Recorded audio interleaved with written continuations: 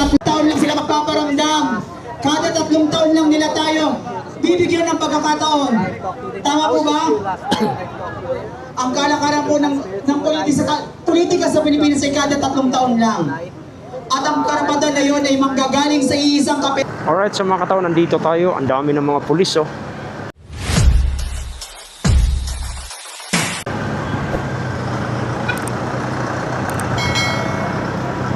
Ang dami pala nakatambay mga pulis dito, mga katawan. Ba talaga nangyayari dito sa loob?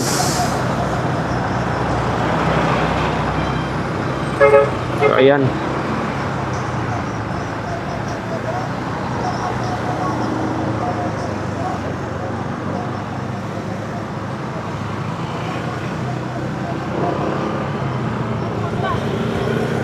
Okay, banda yung ano nito. Laki pa lang tong Senate na to. Dito mga katawan. Grabe. So ayan na, naggulo na. Napuno na dito.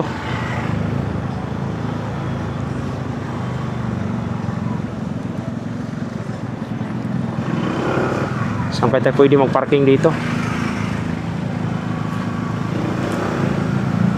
Kasi napuno na ng ano. Alright.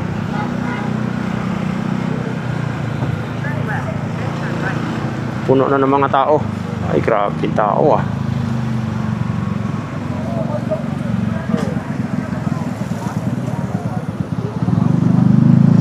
Tuko na to.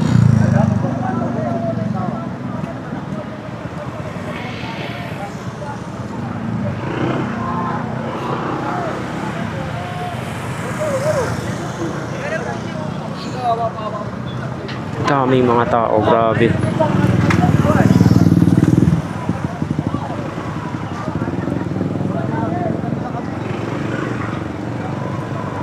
Daming mga pulis.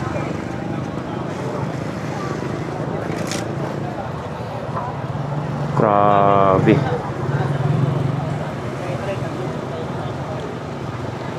Daming mga pulis, grabe, oh. Sinit ang mga katawan, oh. Talagang bakan, ang dami. Grabe.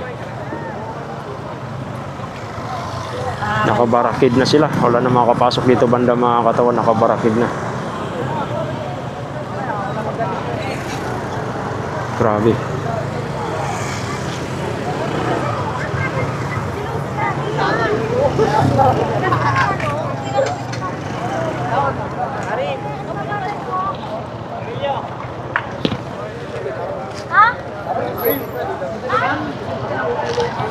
Upat na kapulan. Ay, tuwig.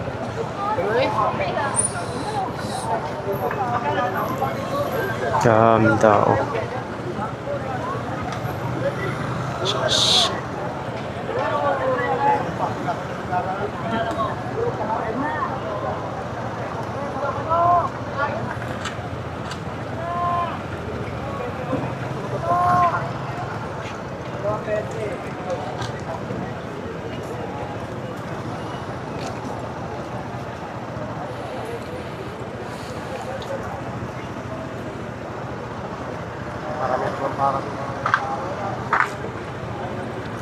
Nagkaano, ah. Nakakita ko doon sa Facebook, nagkaputo ka na sa loob, ah. Anong pumasok? NBI daw. NBI? Sama rin sa pangamot. NBI lang yung mga pumasok. Yung mga Marines kasi dyan yan sa loob, eh. Bantayan sa mga perimeter, eh. Pumilit daw yung mga NBI? pasuhin. Binabarena daw yung Mga Marines? Hindi, binabarena yung nakakagado. Pato. Kaya pinaputukan na yung Marine. Pinuputukan sila ng mga Marines. Oh, yari.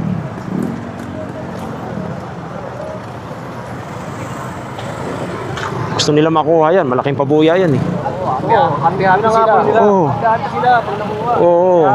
Kaya pinipilit. Kaya pinipilit nila yan. Ilang maleta yan. Oo.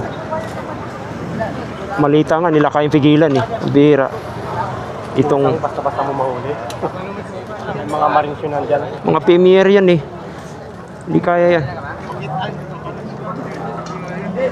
Pero ang tanong, bakit nakapasok sila dito? Sa loob? GSIS daw. Budumaan? Oo, pareha na daw. Dikit lang yan, GSIS. Grabe. Doon sa kabila. Hindi lahat yata nakapantayan. Eh siyempre, yung mga marines dyan, naka-perimeter yung mga yan eh.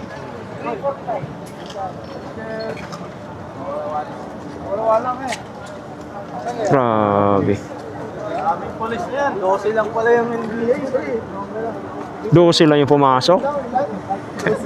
Gawin silang kinilaw ron sa loob. Habol ng itabuya. Oo. Si Matibag eh. Mga rito siya na yung pare ng tugma eh. Nagpapalakas eh. Wala yung pare ng tugmang walang iya eh, no? Oo. Malis na pala. Ah, dito din? Nag-ano dito? Nag-rally dito kanina. Si Vladi. Nagis na yan. Pare ng ano? Pare ng walang iya. Yung nagpabot ng gabi, alam na eh. Nakakuyogin siya. Kukuyugin talaga siya dyan.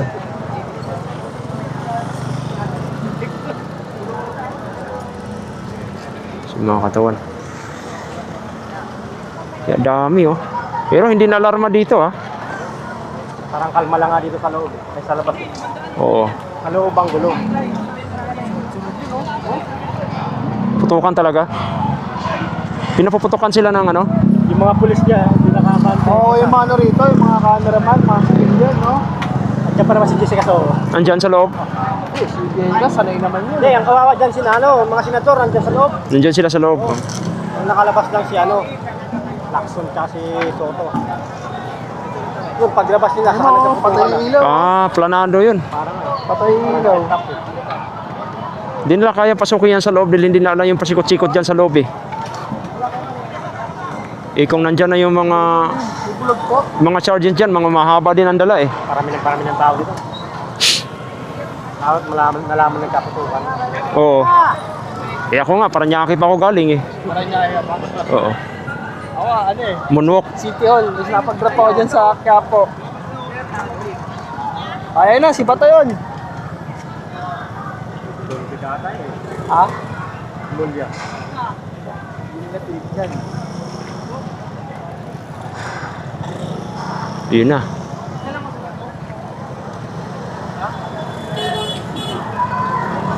So, basta-basta makapasok yan eh. Bahay nila yan eh.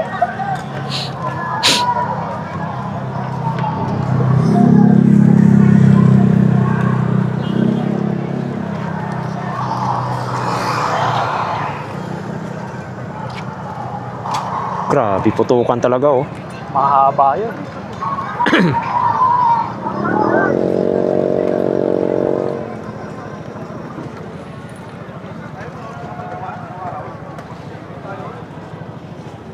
Kala ko balgado ako ano.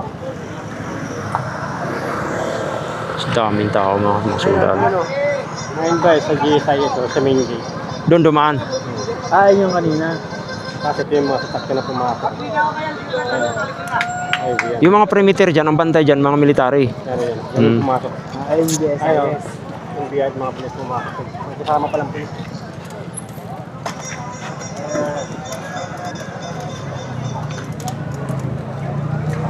Doon pala si Jimmy Bonde. Sa loob. Oh, tsaka si Tor yun.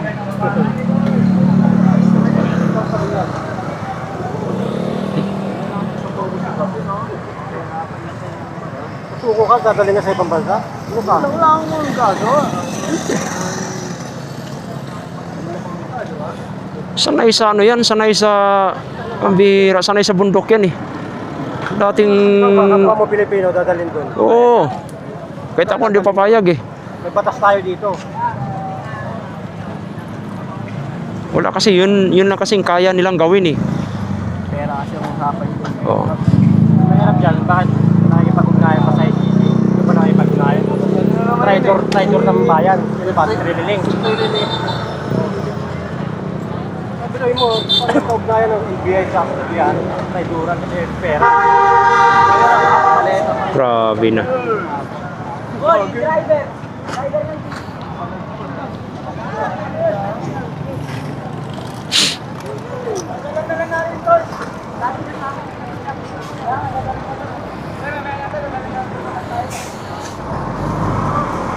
Tsaka wala na makakapasok dyan, nakabarikid na oh.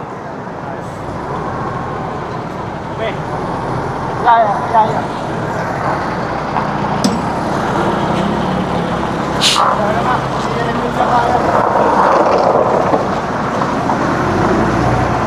Oh, nag-live na si ano.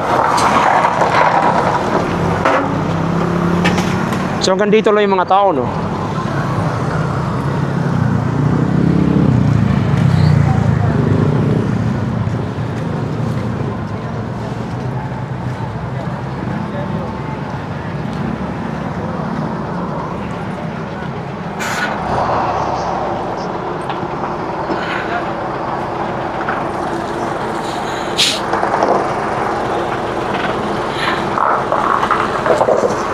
So yung mga katawan.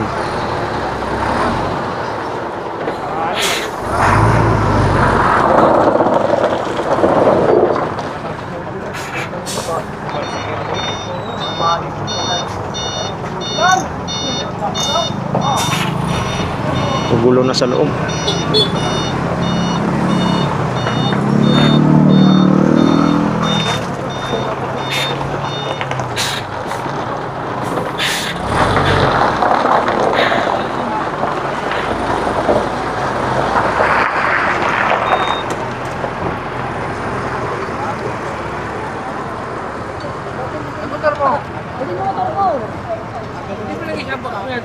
Ito yung helmet ko, puta baka mabukta.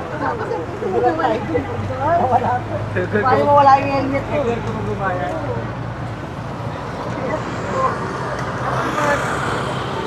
So yan mga katawan, no? Kita nyo naman yung mga polis naka-ready na sila dahil talagang walang makakapasok dyan sa loob. Alright. Grabe. Pangyayari.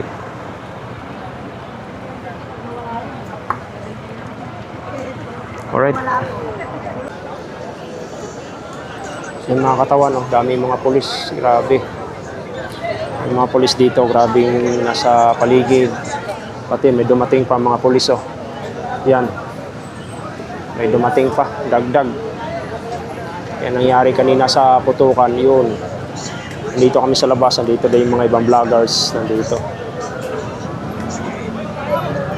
Ayun o. May mga polis pa dumating. Oh. Ito pa o. Oh.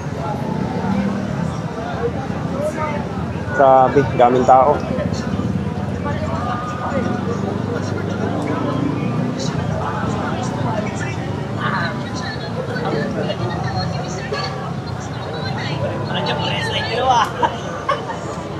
Grabe.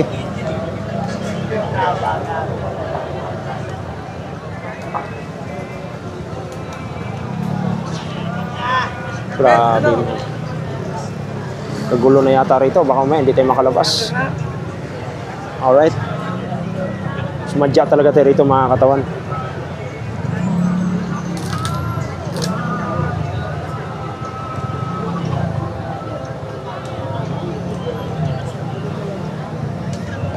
Daming pulis.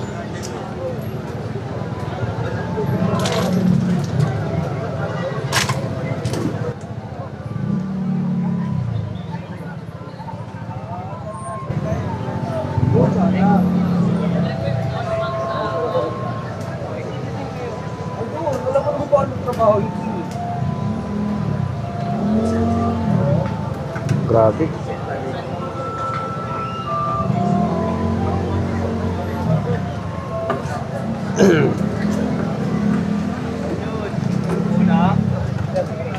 So may mga pulis pa doon. Kaupo yung iba, pahinga.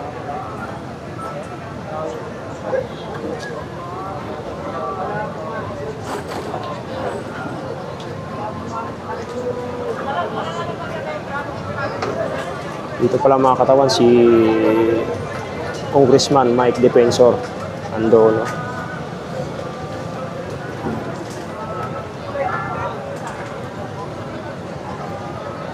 Hanggang doon sa dulo. Grabe.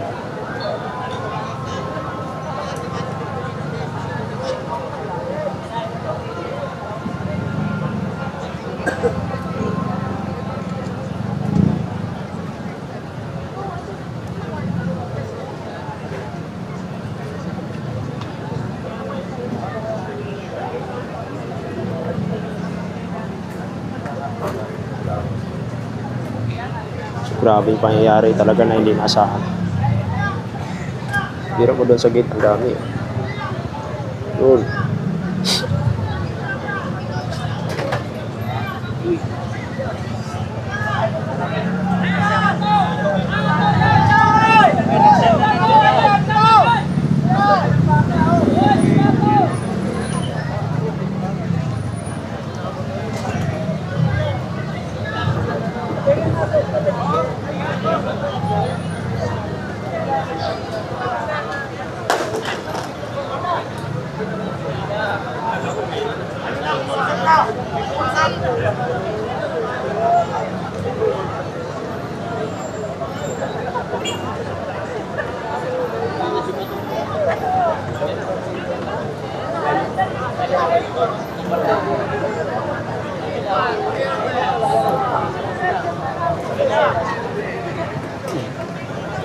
Yung mga pangyayari ngayong katawan, ito medyo ano pa, pero sa loob nga daw kanina nagkaputukan na, kaya pumunta tayo rito.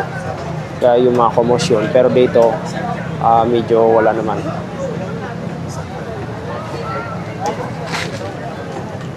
Pati doon, yung mga pulis doon nakaharang doon sa dulo. Grabe.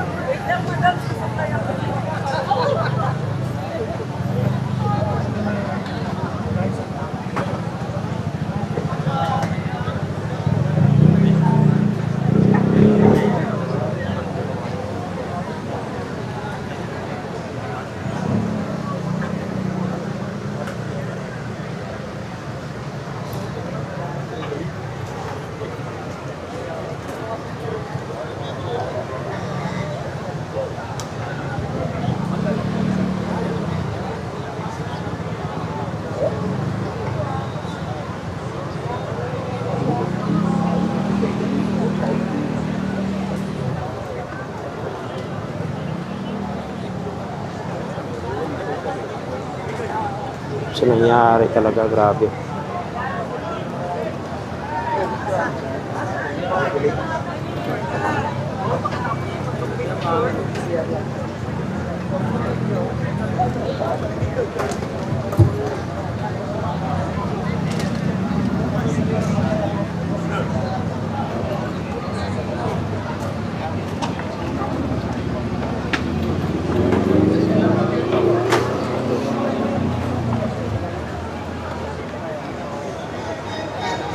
Mga loyalista, mga loyalista, mga ay nahay sa propaganda. Mga loyalista, mga may sarili mundo kasama mga bilang presidente. Sila'y mga nakapula parang uniform sa eskwela. Sinasamba ang pamilya, mga dapat telenovela. Mayaman daw sila sa talino pero naniniwala sa nakwento na kahit sa propaganda di na kailangan sumihon. Oo, may ghost project pero si Bangon wala daw alam dito. May nawawalang bilyones, ingay politika lang daw. Walang programa, hindi mo lang daw get. Sa utak nila si Junior ay best of the best. Galaw para ikan ko. Mga loyalistang mga di na bilib sa amo nila natin. Mga loyalistang mga may mata pero bulag sa katotohanan. Mga loyalistang mga ay nahay sa propaganda. Mga loyalistang mga may sariling mundo kasama mga nilang presidente. Plano, programa, ha, ano yun? Basta ang slogan nila, BBM lang tayo. Kahit bahana sa kaliwat kanan, kasalanan nito ni Duterte. Hindi na Marcos namin, kahit wala nagawa. Grabe achievements, pero puro posters ang palang improvements. Sa tubig may kritisismo sila inagnawala. Ang sabi BBM is the best, sumigot the best. Mga loyalistang mga bilib na bilib sa amo nilang Yan, mga katawan, pati dyan, no? mga loyalistang mga di mata pero Pati doon, dulo. Dito mga ibang pulis nakatambay dito. Alright. mga loyalistang mga may sariling mundo kasama mga nilang president. Sabi nila, he's not a weak leader, super strong. Pero halos lahat ng kabinet mo sumakas ng boss. Pag may kontrobersya, relax, orchestrated dito. Pero bakit parang pamilyar ang modus na to? Krimen tumataas, hindi totoo yan. Korupsyon kaliwat kanan, hindi namin nakikita fake news yan. Parang teleserye na hindi matapos-tapos pero ay nahay pa rin kahit para sa rating.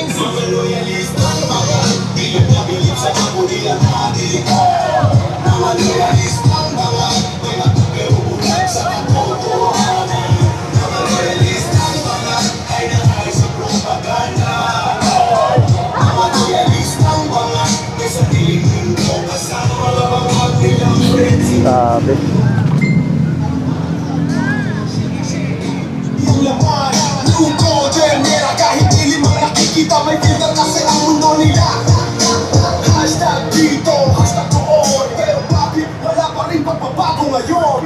Mga loyalistang mga bilib na bilib sa amo nilang adik. Mga loyalistang mga may mata pero bulag sa katotohanan. Mga loyalistang mga hay na hay sa propaganda. Ito mga katawan, ito yung mga supporter ni Bato de la Rosa. Senador Bato. Kung may kilala kang ganito, huwag ka nang magulat. Sa social media sila nagkakalat, pero sa dulo isa lang ang mensahe ng awit na rito.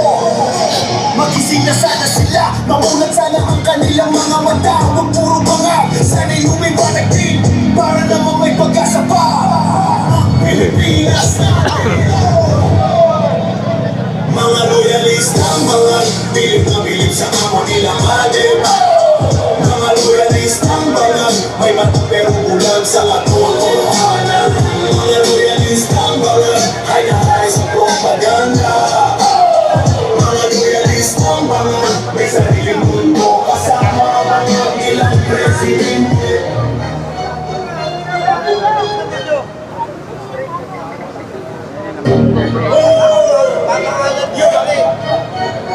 Mga loyalista, mga loyalista, mga hay na hay sa propaganda. Mga loyalista, mga may sariling mundo kasama mga ilang presidente. Sila'y mga nakapula parang uniform sa eskwela. Sinasamba ang pamilyang mga parang telenovela. Mayaman daw sila sa talino pero naniniwala sa fake gold na kwento. Kahit sa propaganda di na kailangan sulimot. Oo, nagos project pero si Bangat wala daw alam dito. May nawawalang bilyones, ingay politika lang daw. Walang programa, hindi mo lang daw get. Sa utak nila si Junior ay best of the best. Mga loyalista, mga bilib na bilib sa amo nilang adik. Mga loyalista, mga may mata pero bulag sa katotohanan. Mga loyalista, mga hay na hay sa propaganda.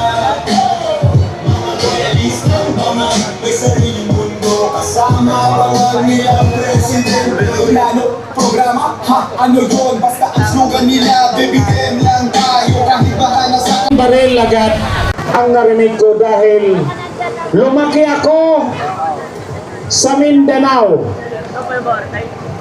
Ang Mindanao ay kira, agahan, tanghalian, hapunan, minsan walang tulugan, gera. Kaya karamihan sa mga Mindanaon walang makain, walang pag-asa pumunta dito sa Maynila. Pero ngayon nakita na natin gaano pala nakakatakot pag may barilan. Sabi ko sa sarili ko, naramdaman ng mga senador natin ano ang takot na naramdaman ng mga Mindanaon kahit sa mga Kabisayan na palagi na lang doon ang gera. Ngayon, mismong sa loob ng Senado, pinasok na ng putukan. Bakit? Dahil ang korupsyon, ang batas, wala na. Puro na lang kriminal, puro na lang nakawan, puro kahirapan. Kaya ayan, umakyat na dito sa Metro Manila.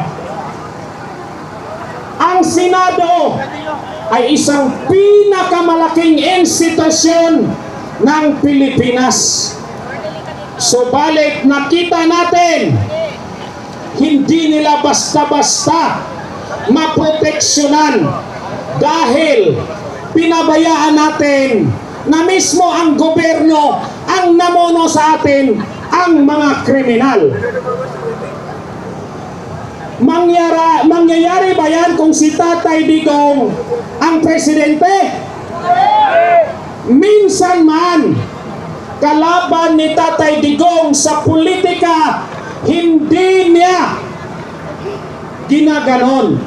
Except sa mga droga tulad ni Dilima.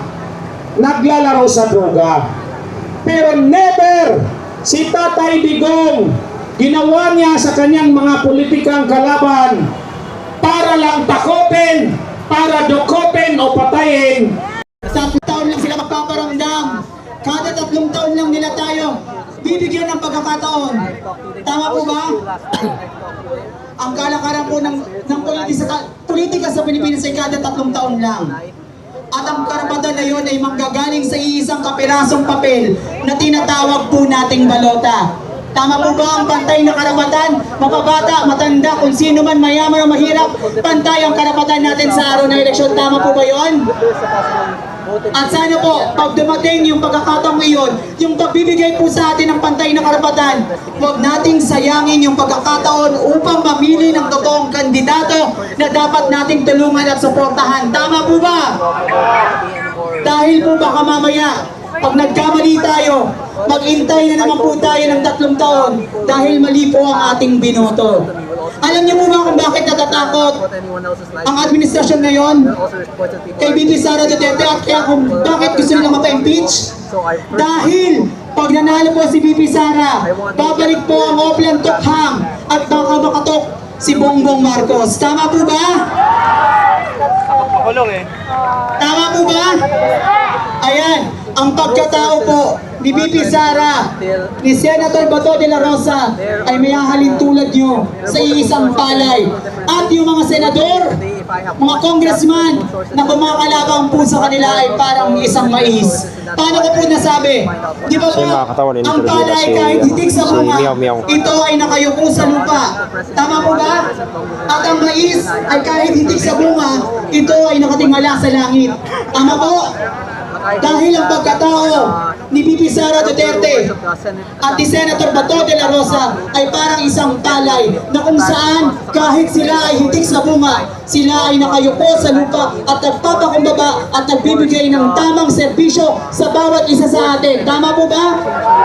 At yung mga kumakalaban naman po sa kanila, yung mga senator, mga congressman, para po silang isang mais na kung saan kahit hitik po sila sa bunga, sila ay nakatingala sa langit at nagpapakataas. Tama po ba?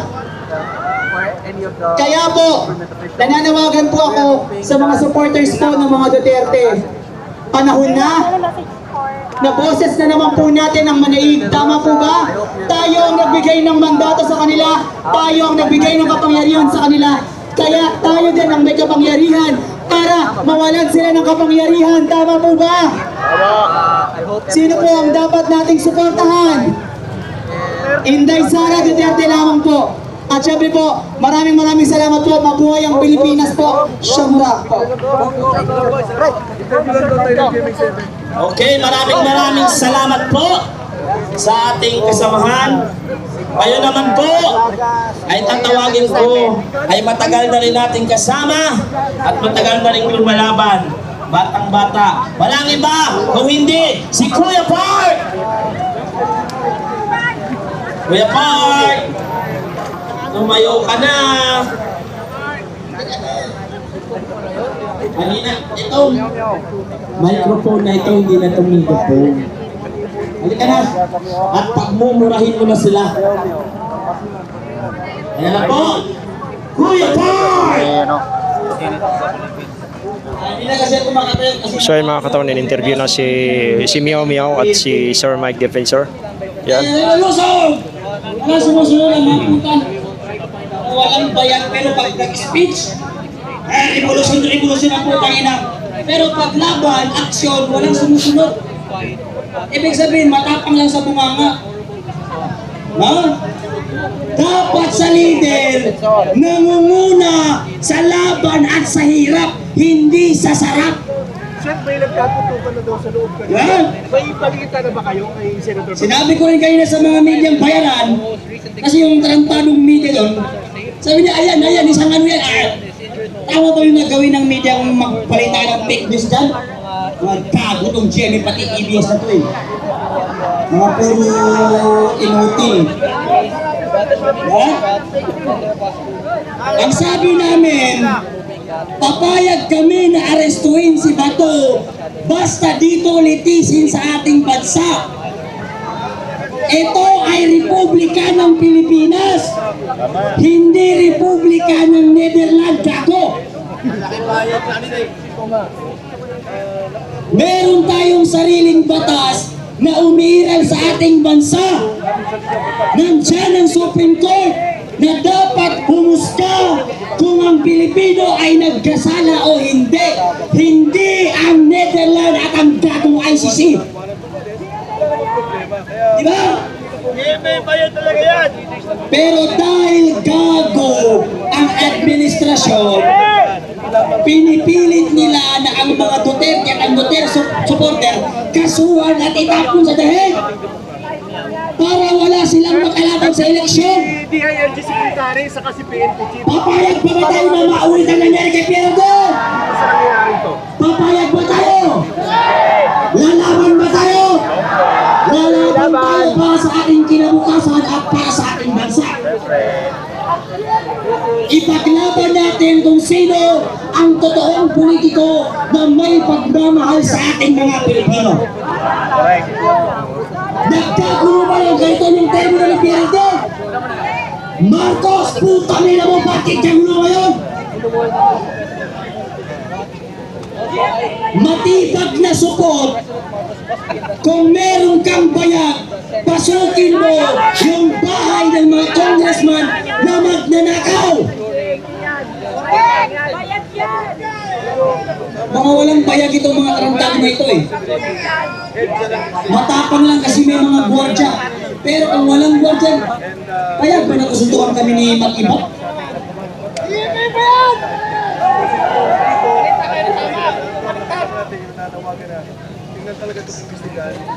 Papagsakin ko yan sa round 3 lang. Okay, maraming salamat po ako. Si John D. Cremulya, papagsakin ko yung 3 rounds lang. Alam niyo kung sino ang gusto kong referee? Si Marcos, para pag napabagsak yung dalawa, siya naman nagsunod. Ang gusto kong announcer namin, si Claire Castro.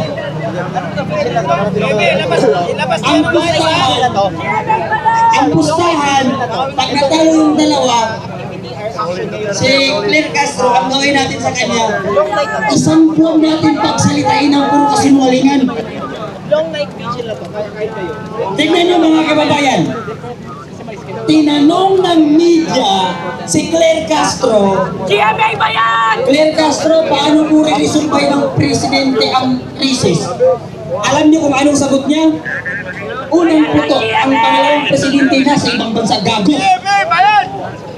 Ang tanong kung paano resumpahin ang krisis, hindi kung nasaan ang pangalawang presidente.